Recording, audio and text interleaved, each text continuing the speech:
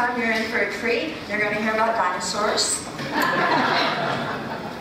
And we know that you're here by divine appointment. We've got some great welcome package in the back. We've got those darling little red buckets we have every Sunday. And there's a place in there to pray. And our prayer chaplains are both here today, so thank you, Jackie and Kristen. They'll be at the front of the room if you're not over there at the cake table or behind over there with Phil. But what we appreciate about our chaplains is that they hold the space. They hold the space for us for prayer, for peace, for love, wisdom, strength, understanding. That's what we do here. And that's what they do for us, even when we're eating. So it's good to know. All right. And in this consciousness,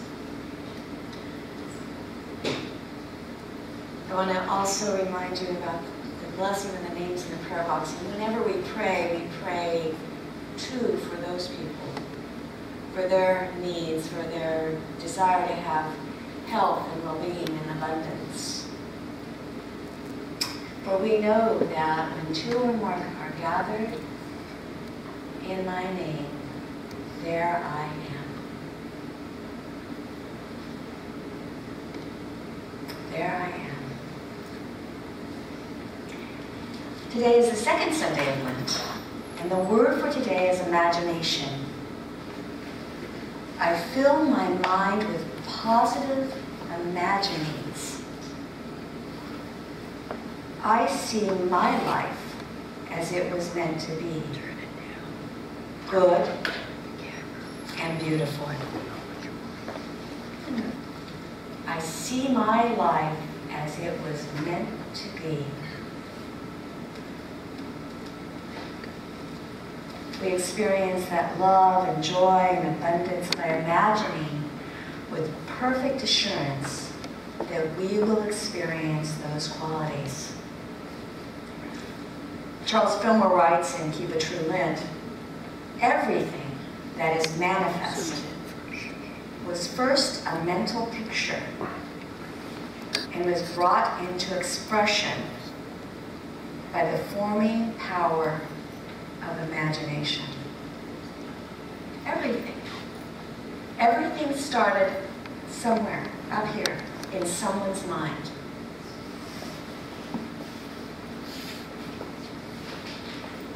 You create your own world.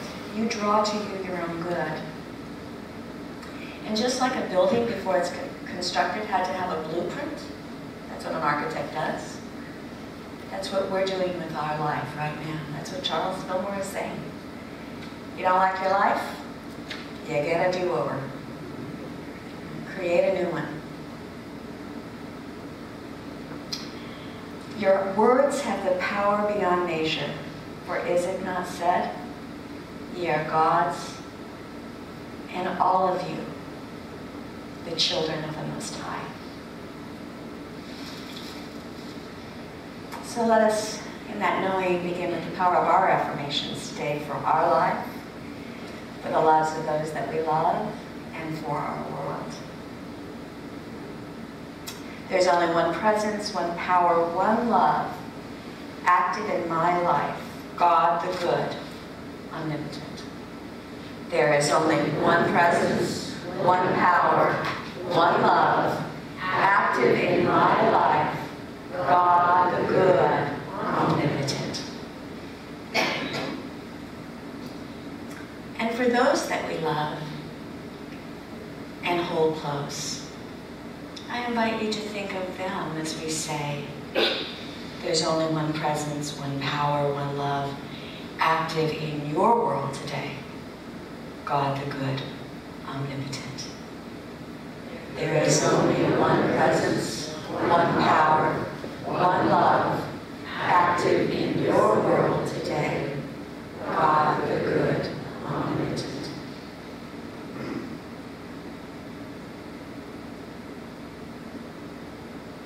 there's only one presence, one power, one love, active in this ministry.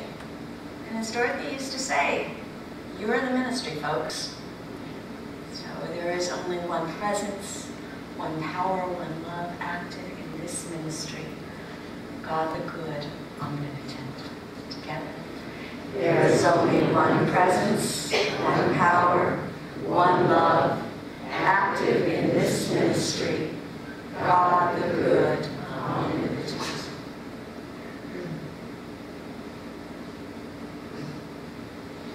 And for our world, for our dear, wonderful world, we affirm for our world there is only one presence, one power, one love, active in the world today. God the good, omnipotent. Together. There is only one presence, one power, one love, active in the world today. God the good, omnipotent. Thank you, God. We had the pleasure of meeting with Jim Blake, who's the head of Unity, some form of Unity. There's kind of two forms, and he's the head of Unity that has the silent unity and the village and the good stuff. Someone else is best. I wasn't going to be judgmental for a living, but it slips out every once in a while. And he's just a great guy. And we were telling him, because he was kind of interested in our little group here. It's like, you guys meet? You don't have a church? I'm like, no church. This is our church. We create our own sanctuary. You sing out of hymnals? Oh, yeah. We love our hymnals. Yep. We love the hymnals. He said, we got three things going for us. Music, meditation, and message. If you want the big band sound, it's out there. But here, we create that consciousness to pray, because that's what we do best. I thought I'd share that. Well, your board's pretty committed to that, so don't be asking for any big bands.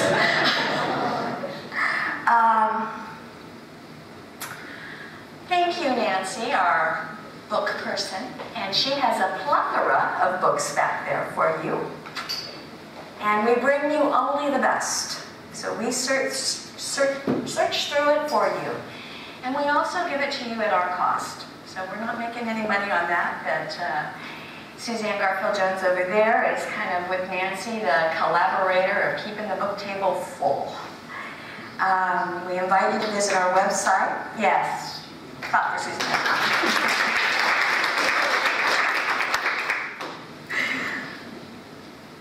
We invite you to visit our website. If you sign up for our email, then you'll get a direct link to the YouTube, and then you can hear the messages.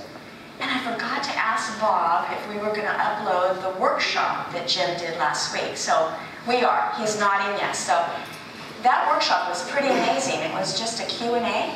And if you didn't have time to stay for it, it will be uploaded to the website. We have a little bit of a lag time because we have to go all the way to Arizona and then back but it'll be there.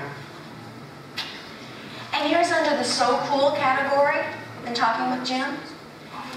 He said that he is, Unity has collaborated or partnered with Amazon. And now if you have Amazon's Alexa and you say, give me a daily meditation, it will actually repeat the daily word. Isn't that powerful? Those folks don't even know what they're getting, but they're getting it. And how many people came to Unity because of the daily word? So, as I said, Jim's doing really way cool things. You've already noticed what we have our dear Minister Emeritus. Oh, let's look at, it's like slipped off my ear. Sorry, folks. Who is speaking today. And And as we know, some of Phil's messages are profound. And some of them are head-scratching. And some of them are just profoundly head-scratching. So we never know what we're going to get with Phil. But we are so appreciative, and we bless you so much for joining us today. And now, as we move into our time of meditation, I invite you to place your feet on the floor, your hands loosely in your lap, and gently close your eyes to shut out any visual distractions. Allow yourself to go within. This is your time to commune with God. As we move into being one with the one.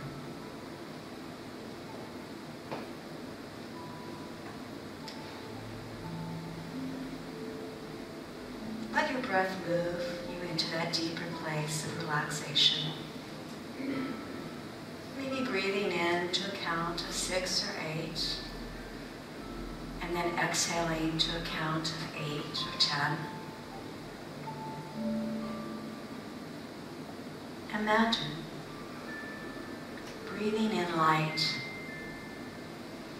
breathing in love, and then exhale any tension or anxiety that you may be consciously or unconsciously holding on to.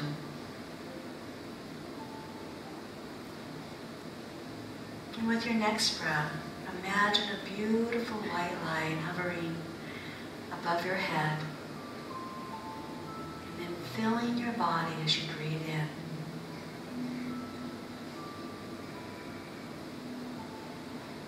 Maybe the light will hover at a certain place to heal that area. Or maybe it'll move gently through you like a wave. Starting at the top of your head, moving to your eyes, your cheeks, your throat, your core,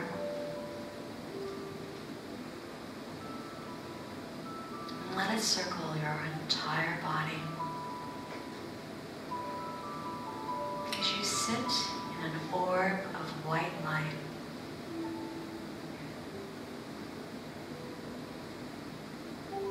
I am love,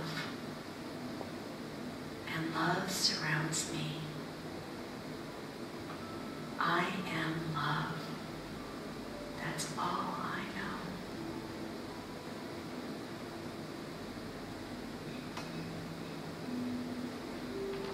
I am life, and life surrounds me.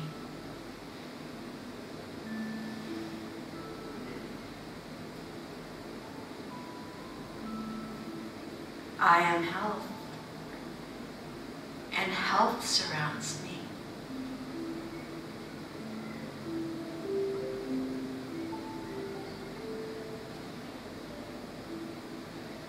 I am peace, and peace surrounds me.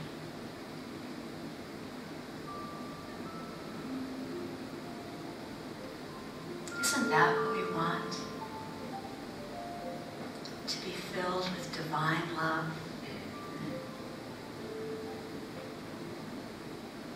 To be filled with divine life and peace.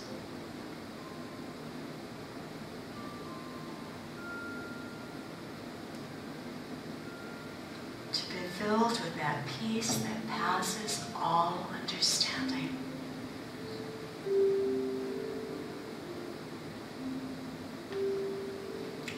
Keep a True Lent, the booklet, Richard McDeasy writes, "Your I am is the image and likeness of God within you. It is the idea that God had for you at the time of your creation. Your I am is the blueprint for God to express in human form through you. Ponder that. The only way God has to express is through you.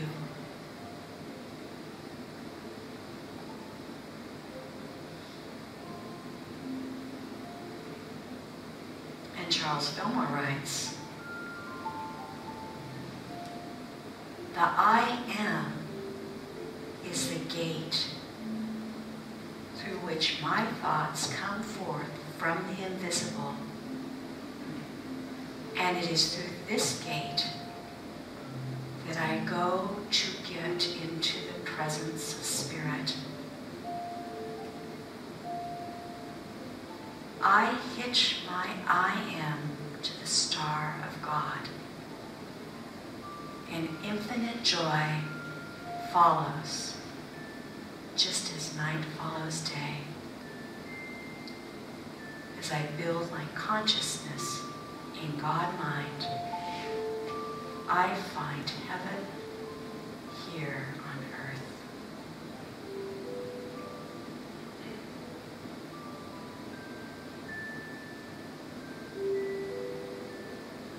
In this consciousness, let us set our intention for a shared destiny of love, health, and peace for ourselves and for others,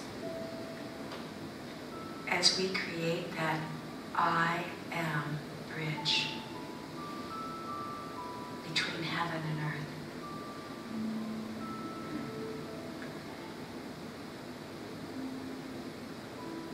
So focus, please, on your heart center. And see a soft white light there. See it growing stronger and warmer and brighter. And through this energy, let us affirm together, I am love. Together. I am love. And again. I am love. And now as a whisper, I am love. And now silently to yourself,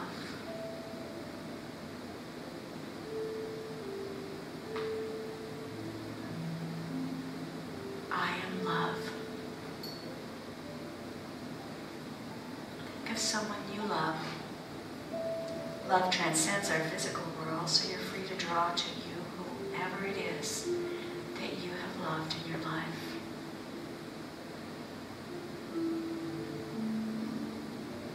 And as you pull them into your consciousness, smile with them at that joy. Bless them. And thank them for that unique part of them that they shared with you. Everyone has a gift to give. Thank them for the gift that they gave you.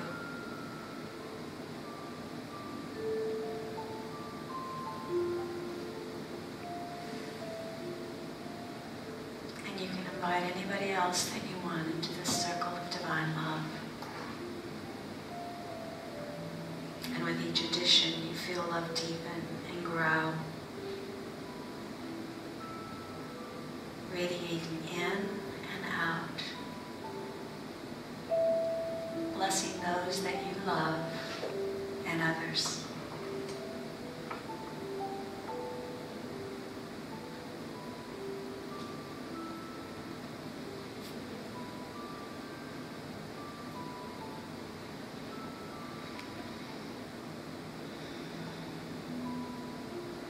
And move that love energy to your body. As Myrtle Fillmore said, thank your body. Is there any place that needs healing in your body?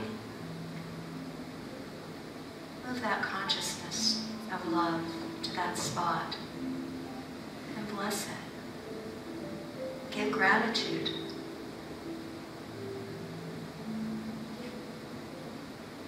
Our bodies serve us so well, and yet our words often demean them.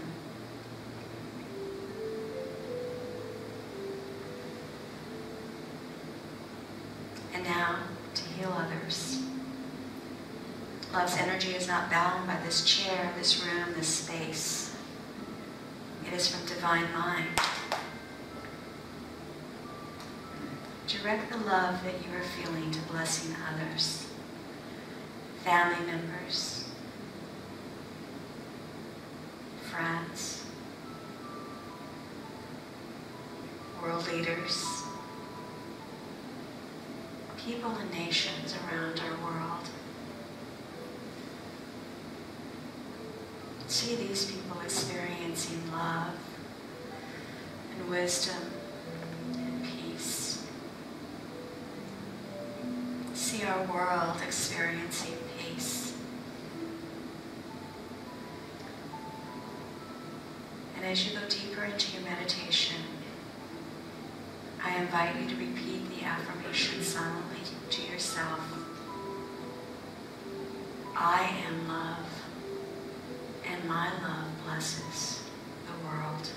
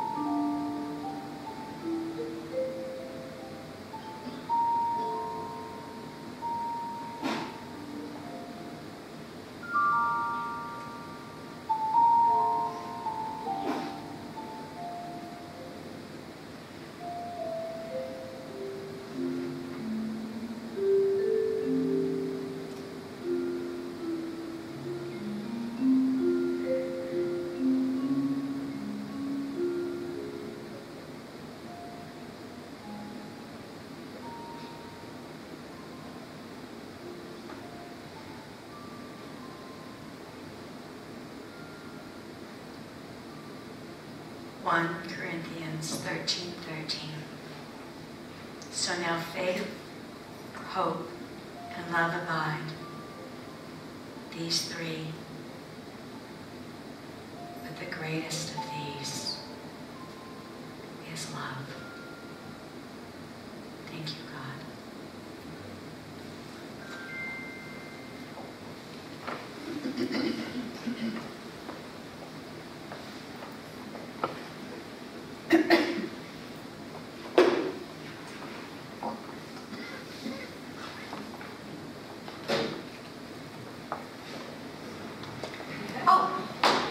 Here's Bill.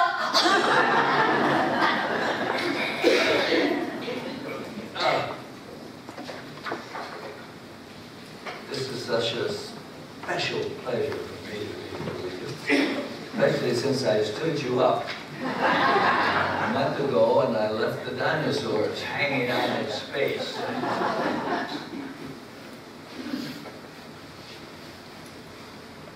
I'm so grateful that you as a ministry continue in such a wonderful way.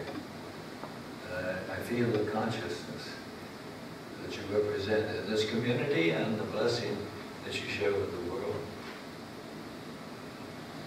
I want to begin by asking you a question, if I can. How many of you remember the outstanding lesson that I gave you about how I put on my underwear? I mean, let's see a show of hands.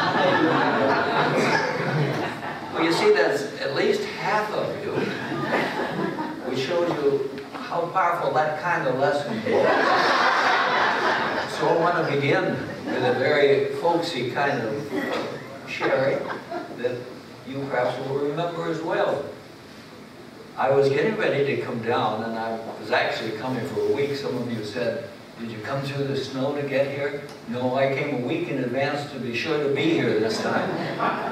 Anyway, and I was packing for a week, and I was walking around my house and giving thanks to the Father that I didn't forget anything. Literally, I walked around and I looked in every room, didn't leave any bags, I have it all. So I got in the car, put up the garage door, and suddenly I thought, you know, I probably should go to the boys' room before I go. So I got out of the car, went back in the house, and was, what shall I say, I was doing a man's thing. And I was standing there, and suddenly, just as clear as anything, I heard, "Your clothes are hanging in the closet." My coat, my pants, my dress-up uniform is still in the closet. But now Dorothy used to hear voices, but I didn't hear a voice, but that word just suddenly was in my head. The clothes are hanging in the closet. I had to show up here in Levi. And you would have accepted me, and I would have felt so dumb. And so, once again, I experienced what you folks I know have experienced, that we are so connected to the universal mind that is constantly there for us to open doors for us, to protect us, to guide us, and to sometimes give us that which we need to know. And again, that's the kind of words that people who are around religious formats can often hear, but to know it is an absolute truth. An absolute truth. However, as I've reminded us, we have to do something to allow it to work for us. You all remember that. What is the one thing that we have to do to allow us to have that kind of constant personal guidance, protection, and help? What is it? Somebody speak it out loud. I failed. Well, you gotta listen. You gotta learn to love God with all your heart and soul and mind. That's the connector. When you love God with all your heart and soul and mind, and it isn't because God somewhere, as universal intelligence, says, you gotta love me or you get nothing. It's just that that's the link in mind that keeps it open for you all the time. So that's why we have to start our day. Thank you, God, for this wonderful day. I love you. I love your life experience, and for it to be real. So, anyway, that's just an opener to the dinosaurs. Because I'd like to know, what do you remember from what we've shared? So, I gave a lesson probably a couple of years ago, and I talked about the dinosaurs. So, I'm surprised that any of you showed up a month ago because you'd already heard what I said about the dinosaurs. What I said at that time was that the experience of the extinction of the dinosaurs was an evidence of one of the most important parts of our unity teaching. And this last year, as I have spent so much time basically alone, I haven't gotten involved with any ministry. I've spoken here and there occasionally in that area, but basically I've been alone and meditating and cogitating and writing a book. And I have been so strengthened in the power of the unity message. I am confident there is no overall spiritual message that is all-inclusive of what is real in life than the unity message. And one of the things that is certainly unique to unity, that is so powerful, is the teaching of the 12 faculties of mind, the 12 powers as some call it. I call it in my book, that you all obviously have bought, which is called the 12 freedoms. That concept of the 12 faculties is an insight that allows us to understand things as momentous as the extinction of the dinosaurs. I shared with you in the past that scientists in general cannot understand the extinction of the dinosaurs other than it was an amazing thing that happened.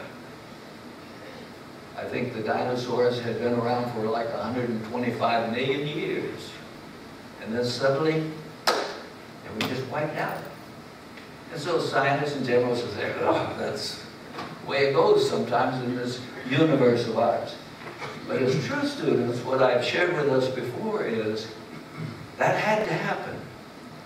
Because the purpose of life is the involvement of the Christ Spirit. It's the purpose of your life, and it's the purpose of the world that God has created. That this God idea, called spiritual beings or humans, must evolve to begin to experience the power and the magnificence and the wholeness of the consciousness expressed through Jesus Christ. That potential is within every one of us, and we daily should be about the business to some degree in our consciousness of bringing those faculties fully into expression in our lives in a balanced and harmonious way. When we get out of balance with any of those faculties, we get in trouble. I mean, one of those faculties is love, clearly. But if you love totally without wisdom, you're asking for trouble. And that's the way it is with all the faculties. So when we were talking about the dinosaur extinction in the past, we said that it was clear that evolution, the involvement of these ideas, had reached a point in evolution, which was 66 million years ago approximately, that one of those faculties in evolving had gotten out of control. And that was the faculty of strength. And that expression took place in the dinosaurs. The dinosaurs totally dominated the world. And so I was saying to you, that's why that happened. That's why the dinosaurs had to be wiped out. And that same consciousness that is related to each one of our lives in such an intimate way is indeed involved with the unfoldment of the world and this idea of the 12 faculties. And while it probably rarely intervenes in the process, if necessary, you can know that that intelligence will move in the world to allow the continuation of the Christ idea to unfold. So I said that, and I also said at that time that it was a theory that the dinosaurs were wiped out by an asteroid. It was a theory. It was a theory based on the fact that two men who were geologists, one was a father, one was a son, discovered in the Yucatan area a kind of powder that was only found in asteroids. And so they assumed that when they put a time gauge on that, that powder was around 66 million years old. They said that must have been when the asteroid hit the Earth and wiped out the dinosaurs. But they couldn't find a crater.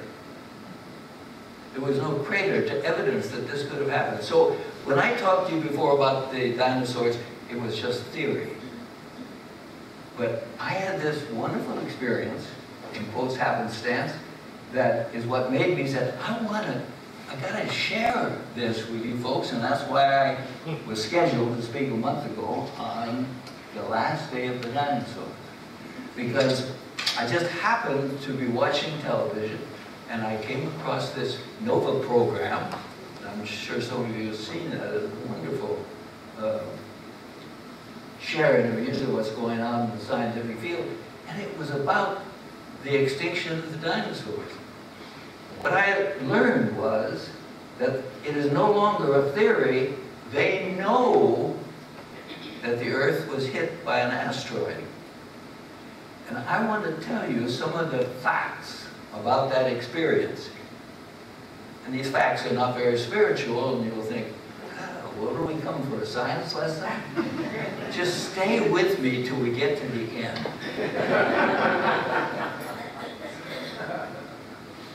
First of all, let me tell you what, and by the way, you can bring this up on your computers. Bring up Nova, The Last Day of the Dinosaurs, and you'll see what I saw, and it's worth doing. I didn't know, for instance, I always thought the dinosaurs were sort of stuck in Jurassic Park somewhere. And as you probably know, those movies are ridiculous because there were no humans around when there were dinosaurs. But it makes good movie material. So, the dinosaurs were not in Jurassic Park, or as I sort of thought, in places where the temperature was very high. The dinosaurs were everywhere on the face of the earth at that time. They were in the polar, South and North Pole area as well. I didn't know that the so-called, and I don't know that I'll pronounce this correctly, Tyrannosaurus Rex, which is the one the movies show in Jurassic Park, they were really little guys compared to some that they had on the face of the earth. Some dinosaurs, they had found relics of which were over 120 feet long. This is equivalent to about 5 buses and 5 elephant widths wide. Their skulls were 5 feet by 8 feet. 5 feet by 8 feet. Can you grab how big that was?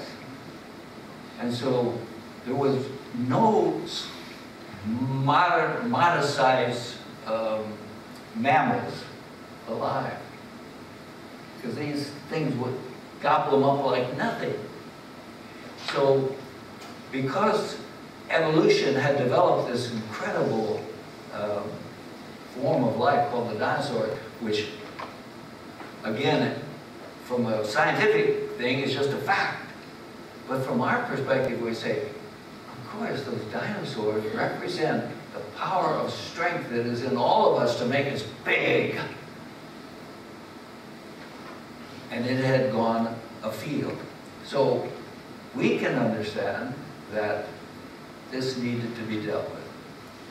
Let me tell you about the asteroid that hit the face of the Earth. It was 7 miles wide. No, let me back up. You might think, how do you know that?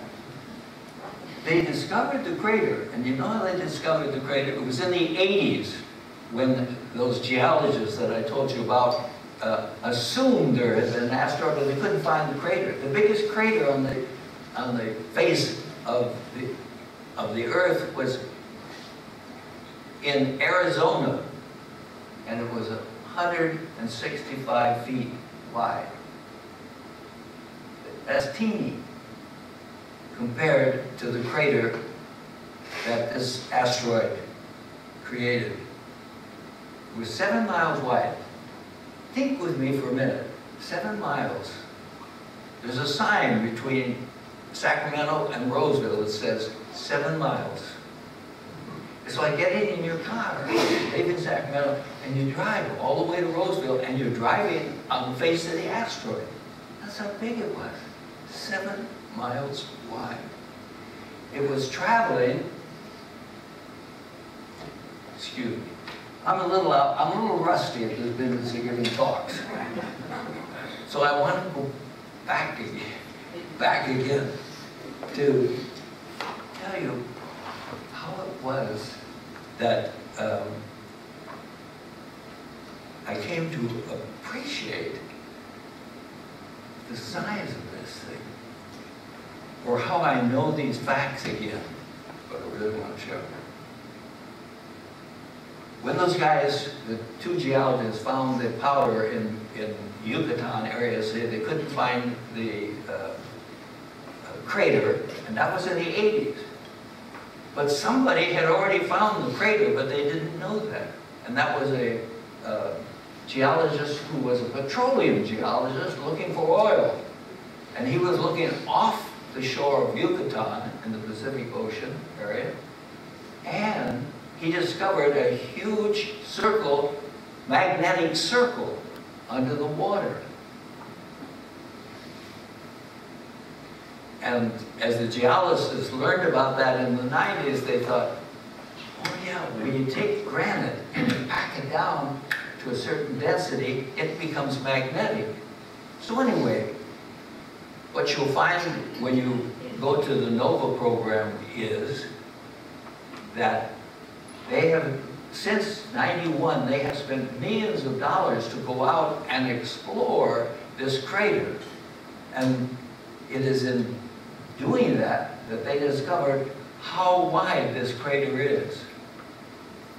The crater is 124 miles wide. The crater that the asteroid hit is 124 miles wide. I want you to think now how big that is. I'll give you a good analogy again. I live in Reno. It's 125 miles from here. That's how big the crater is. It's 20 miles deep, this crater. Remember what I said? The biggest crater known visibly is the one in Arizona. It's 150 feet wide, compared to 124 miles wide. So anyway, back to the asteroid who created this. 7 miles wide, and they say, knowing what they know about asteroids now, scientifically, it must have been traveling at 40,000 miles an hour. Something as wide as from here to Roseville is traveling 40,000 miles an hour. It represented trillions of tons of molten rock. When it hit the Earth, they estimate that it was equal to millions, perhaps even billions, of atomic bombs.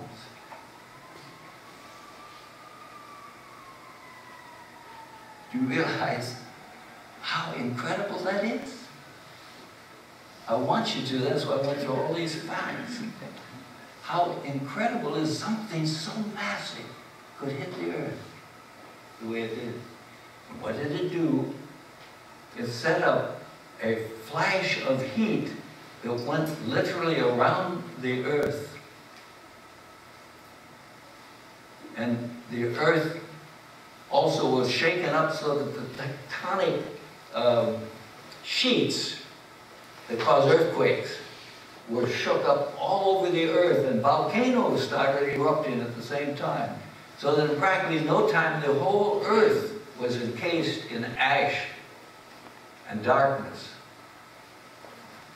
There's no agreement at this point in time how fast the dear dinosaurs' demise. Some believe they were gone within 3 or 4 days. After 25 million years of dinosaurs, they were gone maybe in 3 or 4 days. Some say it took probably a little longer, maybe a matter of months, but they were gone. Happenstance? Or was it again evidence to us of what I affirmed for us individually when I began with the story about the underwear and all, that God has a definite interest in the unfoldment of your soul. And the point of our lesson today is that God has an absolute personal interest in the involvement of our physical earth. And that's how complicated and as confusing and sometimes today depressing it can get. I can assure you that nothing is going to keep the earth from continuing its primary purpose, which is an environment for the unfoldment of the Christ, to which we're all contributing in our own lives. I'm not wanting to, in the slightest, suggest that something that is horrendous as another asteroid is going to be necessary to our unfoldment, because we're too far along now. Again, I just love the unity message, because we have reached a point in consciousness now. At the time of the dinosaurs, of course, there was no self-reflectivity at all. That didn't happen until we got to the primate stage. So as we've evolved to where we are, there's no turning back. Because as centers of consciousness, each one of us are in an advanced stage of discovering and bringing forth the Christ of our own being. And that is true of humankind in general. As depressed as we might get cross that out. As unhappy as we might get sometimes with the progress of what's happening in the human race, if you look at it in the light again of our unity teachings, you realize there are such wonderful things that are happening in our world that evidence the fact that we are growing. We are getting closer and closer to the realization that we are all one, and that love is the dominant force of the universe, and the best is yet to be. Now I want to close by telling you the thing that shook me as I listened to Nova, after all these facts that I listened to and that I've shared with you. The very end of it said, it is interesting to note that had that asteroid been about 3 seconds earlier or 3 seconds later, it wouldn't have destroyed the dinosaurs. And I thought, holy moly, what an incredible evidence of the power and the purpose of the consciousness that controls our universe and our world, that this huge thing traveling 40,000 miles an hour came in a 3-second control, that it had to land on solid surface. Because what they realized is, had it been 3 seconds earlier, it would have landed in the Pacific water. Had it been 3 seconds later, it would have been in the Atlantic water. And while there would have been an immediate flood of water in that area, it wouldn't have shook the earth, because it had been cushioned by an expanse, tremendous expanse of water. It had to hit that little piece of solid ground. You say, well, if it had been up in Northern America, it could have easily hit the ground. No, because if it had been up there, it wouldn't have had the impact on the earth. It had to be somewhere closer to the equator. So it hit in that wonderful area of the Yucatan. You know, it's just incredible. The universal mind of God that is pure love, pure at one with us all, is constantly shaping and directing the unfoldment of this divine purpose of the Christ.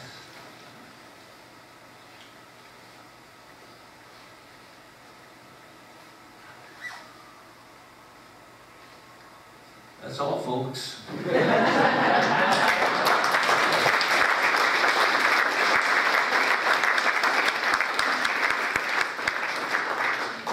Let's close. I always like to close with a moment of stillness.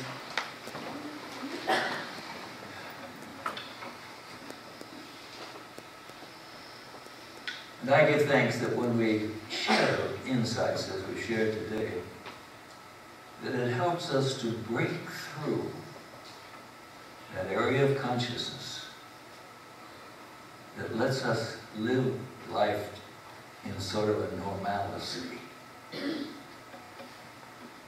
Let us give thanks that we live in that constant sense of this presence that is all-powerful, all-loving, all-present, to guide our lives individually through us and all humankind to bring forth Christ on earth.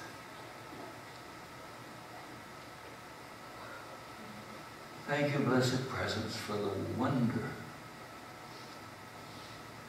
of our being able to know you and gradually to understand you more perfectly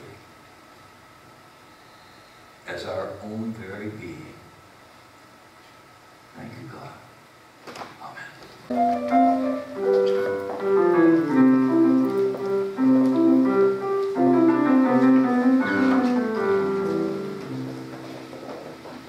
Thank you, Sharon. Yes. We can call this Appreciation Sunday because we just appreciate all of those people who do so much behind the scenes to make this flow. So as we consecrate our offering, these gifts are blessed and received in the consciousness of the giver. May you know that as you give, you will receive, and that there is no limit to the good that God has in store for you. Thank you, God. And now let us stand and join hands and sing our peace song.